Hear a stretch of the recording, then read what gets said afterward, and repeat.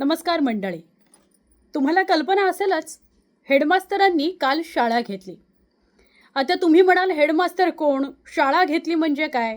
तर उपमुख्यमंत्री एकनाथ शिंदे यांनी सगळ्या आमदार आणि मंत्र्यांशी संवाद साधला. त्यांचे शिवसेनेचे आमदार आणि मंत्री यांना त्यांनी समज दिली की तुमच्याकडे दाखवलेली बोटं ही माझ्याकडे असतात. मला उत्तरं द्यावी लागतात की तुमचे आमदार नेमकं सध्या करतायत काय. त्यामुळे काळजी घ्या, असा सल्ला वजा इशारा वजा तंबी उपमुख्यमंत्री एकनाथ शिंदे यांनी आपल्या आमदार आणि मंत्र्यांना दिली आहे असं कळतंय.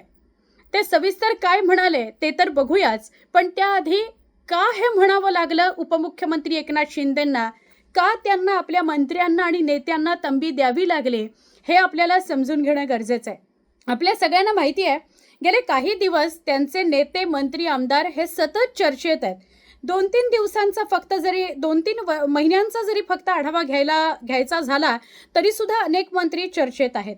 सगळ्यात आधी तर भरत गोगावले. आपल्याला आठवत असेल, मंत्री भरत गोगावले हे पालकमंत्री पदावरून वेगवेगळी वक्तव्य करताना चर्चेत होतेच, मात्र त्या पाठोपाठ त्यांनी एक अघोरी पूजा केली असा सुद्धा व्हिडिओ समोर आला आणि विरोधकांनी त्यांच्यावर आरोप केला की सत्ताधारी असून सुद्धा ते अघोरी प्रथा करताहेत, अघोरी पूजा करताहेत.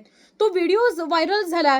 त्यानंतर त्यांच्या नावाची प्रचंड चर्चा झाली आणि याचा फटका थोड्या बहुत प्रमाणात का होईना शिवसेनेला बसला, शिवसेनेच्या प्रतिमेला बसला. या पाठोपाठ अजून एक नाव म्हणजे मंत्री संजय शिरसाट यांचं. संजय शिरसाट यांच्या मुलाने एका हॉटेलच्या विक्रीमध्ये सहभाग घेतला, म्हणजे त्याची जी विक्रीची प्रोसेस होती त्याच्यामध्ये सहभाग घेतला आणि अत्यंत कमी दरामध्ये ते हॉटेल विकत घेण्याचा प्रयत्न त्यांचा होता.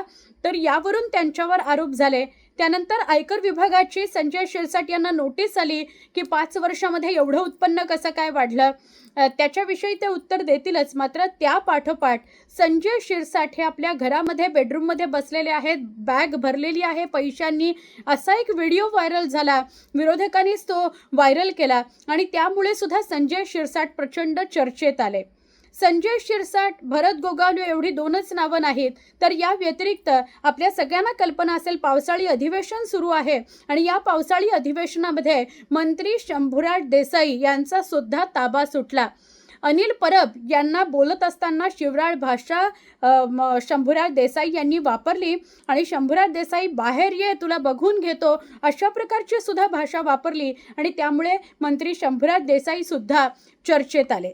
याच्या व्यतिरिक्त आपल्याला संजय गायकवाड यांचं सुद्धा नाव घ्यावं लागेल. त्यांना कसं आपण विसरू शकतो, कारण संजय गायकवाड यांनी, म्हणजे पावसाळी अधिवेशन होतं आहे त्यामुळे संजय गायकवाड हे आकाशवाणीचं जे आमदार निवास आहे तिथे थांबलेले आहेत आणि तिथेच ते कॅन्टीनमध्ये जेवतात सुद्धा, ते काही बाहेर जेवायला जात नाहीत असं त्यांनी सांगितलं. पण या कॅन्टीनमधनं रात्री जे जेवण मागवलं त्यात आमटी किंवा वरण हे वास आलेलं दुर्गंधीयुक्त असं वरण होतं आणि ते प्यायल्यावर त्यांना उलटी सलकं झालं. त्यामुळे ते ज्या परिस्थितीत रूममध्ये जेवायला बसलेले होते तसेच ते खाली आले आणि त्यांनी कॅन्टीनचा जो मालक होता, कॅन्टीनचा जो मॅनेजर होता त्याला मारहाण केली म्हणून खूप मोठ्या प्रमाणात गदारोळ झाला आणि त्यांचंही नाव चर्चेत आलं.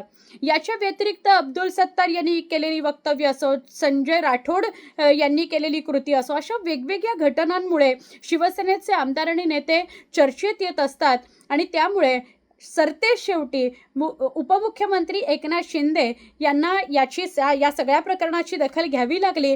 त्यांनी आपल्या आमदार आणि मंत्र्यांना बोलावलं आणि तशी समज दिलेली आहे. पण एक वडीलधारा व्यक्ती आपल्या मुलांना कसा समजवतो, आपल्या नातेवाईकांमध्ये जर लहान कोणी असेल तर त्यांना एक वडीलधारा व्यक्ती कुटुंबाला कसं समजवतं तसं त्यांनी समजवलेलं आहे. अशाच गोष्टीसाठी एकनाथ शिंदे प्रसिद्ध आहेत की आधी ते वडीलधारा व्यक्ती म्हणून, एक मोठा व्यक्ती म्हणून कुटुंबातला समजवून बघतात आणि जर तसं नाही झालं तर मात्र त्यांचा राग अनावर होतो आणि मग त्यांना छडी लागे छमछम अशी भूमिका कदाचित घ्यावी लागू शकते. तर आत्ता तरी त्यांनी वडीलधारकीच्या नात्यानं परिवारातल्या लहानांना कसं समजवलं जातं तसं समजवलं आहे असं मला वाटतं. त्यांनी असं म्हटलंय, एकनाथ शिंदेंनी असं म्हटलंय की आपण सगळे एक परिवार आहोत. हा परिवार एकमेकांना जोडून ठेवणारा असला पाहिजे.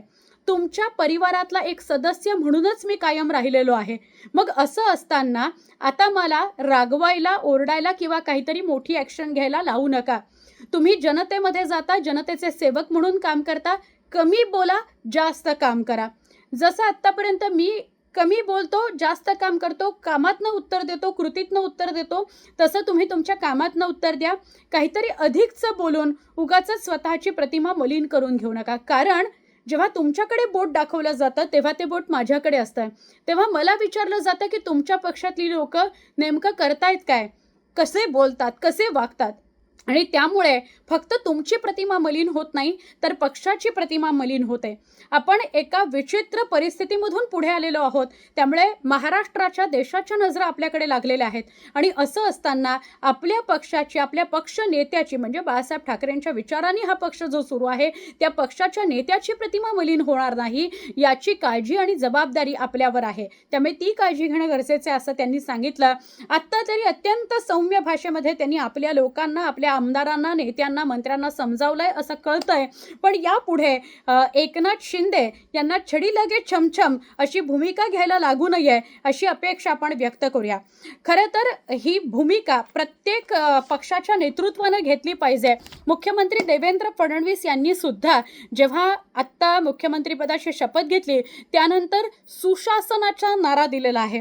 म्हणजे फक्त पक्षाचे म्हणजे महायुतीतल्या पक्षांचे नेते चांगलं वागले पाहिजेत, चांगलं काम त्यांनी केलं पाहिजे. मंत्रालयामध्ये आठवड्यातले 4 दिवस त्यांनी आलं पाहिजे, पुढचे 2 दिवस त्यांनी आपल्या मतदारसंघामध्ये काम केलं पाहिजे. अशा वेगवेगळ्या गोष्टी ते फक्त मंत्री नेत्यांना सांगत नाहीत, तर त्यांनी प्रशासनाला सुद्धा सुशासनाचे धडे द्यायला सुरुवात केलेली आहे. हे किती प्रॅक्टिकली पॉसिबल आहे, हे किती प्रत्यक्षात उतरतं हे तर बघावं लागेलच. कदाचित त्याला काही काळ लागेल. पण प्रत्येक पक्षाच्या नेत्यानं आपल्या नेत्याला म्हणजे आपल्या पक्षप्रमुख जो असतो त्याने आपल्या नेत्याला किंवा मंत्र्याला हे नक्की सांगितलं पाहिजे की आपली प्रतिमा कशी ठेवायला हवी. समाजात जाऊन काम करताना, लोकप्रतिनिधी म्हणून काम करताना आपण कसं काम करायला हवं, कसं वागायला हवं आणि बोलण्यावर कसं नियंत्रण ठेवायला हवं. जरी राग येत असेल, जरी टीका टोकाची होत असेल, तरीसुद्धा उत्तर देताना कसं वागलं पाहिजे हे भान प्रत्येक नेत्याला आणि लोकप्रतिनिधीला असायला हवं. खरं तर ते सगळ्या सर्वसामान्यांना असायला हवं. पण जेव्हा आपण पब्लिक फिगर असतो, जेव्हा आपण लोकप्रतिनिधी असतो, तेव्हा मात्र आपल्याला 4 पावलं जपूनच टाकावी लागतात. एकदा विचार म्हणजे विचार करूनच बोलायचं. एकदा तोंडातून बाण सुटला की तो परत घेता येत नाही आणि त्याचे फटके तुम्हाला सुद्धा तुमच्या राजकीय वाटचालीमध्ये बसू शकतात. म्हणून कदाचित उपमुख्यमंत्री एकनाथ शिंदे यांनी तातडीनं आमदार आणि मंत्र्यांशी संवाद साधला आणि त्यांना हे स्पष्ट केलेलं आहे की तुम्ही कमी बोला, जास्त काम करा, आपल्या कृतीतून काम लोकांपर्यंत पोहोचू दे आणि कुठल्याही वादग्रस्त गोष्टी करणं टाळा, कृती करणं, वक्तव्य करणं टाळा. आता बघूया येत्या काळामध्ये काय बदल होतो या मंत्र्यांमध्ये, या नेत्यांमध्ये, त्यांच्या वर्तनामध्ये. आणि अर्थात अशा सगळ्या घडामोडी तुमच्यापर्यंतही पोचत असतील त्या आम्हाला नक्की कमेंटमध्ये सांगा. हा व्हिडिओ कसा वाटला तेही कमेंटमध्ये सांगा.